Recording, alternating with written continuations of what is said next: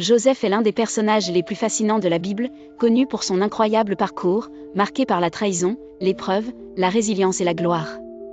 Voici son histoire, ses exploits et les leçons que nous pouvons en tirer. Joseph est le fils de Jacob et de Rachel.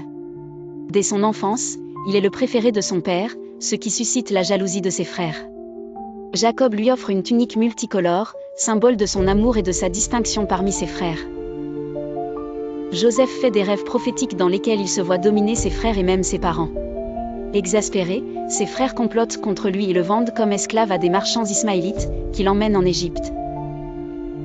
En Égypte, Joseph est acheté par Potiphar, un officier du Pharaon.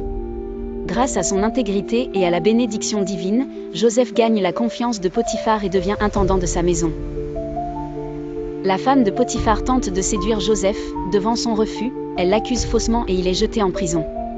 Même en prison, Joseph garde la foi et interprète les rêves de 2 serviteurs du roi. Lorsque Pharaon est troublé par des rêves qu'aucun devin ne peut expliquer, l'un des anciens prisonniers se souvient de Joseph et le recommande au roi. Joseph interprète les rêves du Pharaon.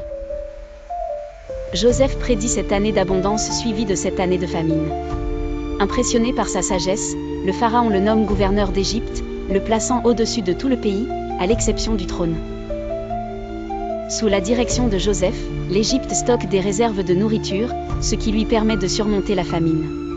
La famine frappe aussi Canaan, où vivent Jacob et ses fils. Les frères de Joseph viennent en Égypte chercher du blé, sans savoir que Joseph est leur bienfaiteur. Après plusieurs épreuves visant à tester leur repentance, il se révèle à eux et les pardonne. Joseph fait venir toute sa famille en Égypte, où il s'installe dans la région de Goshen. Il surmonte l'esclavage, la prison et l'injustice sans perdre sa foi ni son intégrité. Joseph interprète les rêves et met en place une politique économique qui sauve l'Égypte et les nations voisines. Il choisit de pardonner ses frères malgré leur trahison. Les épreuves ne sont pas des fins en soi, ce qui semble être un malheur peut être un chemin vers une destinée plus grande. L'intégrité et la fidélité sont récompensées. Malgré l'injustice, Joseph reste fidèle à Dieu et finit par être élevé en position d'autorité. Le pardon libère et restaure, il aurait pu se venger, mais il choisit la réconciliation. L'humilité dans le succès, même au sommet du pouvoir, Joseph reconnaît que c'est Dieu qui l'a guidé. La puissance de Dieu est tout simplement incroyable lorsque nous mettons notre foi en lui. L'histoire de Joseph est un puissant témoignage de la providence divine. Malgré la trahison, l'injustice et l'adversité, il a toujours gardé sa confiance en Dieu, qu'il a élevé au-delà de toute attente. Elle continue d'inspirer des générations à faire confiance en Dieu, quelles que soient les circonstances.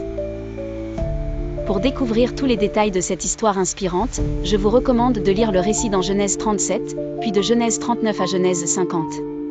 Vous y verrez comment Dieu transforme les épreuves en bénédictions et accomplit ses plans parfaits dans la vie de ceux qui lui restent fidèles.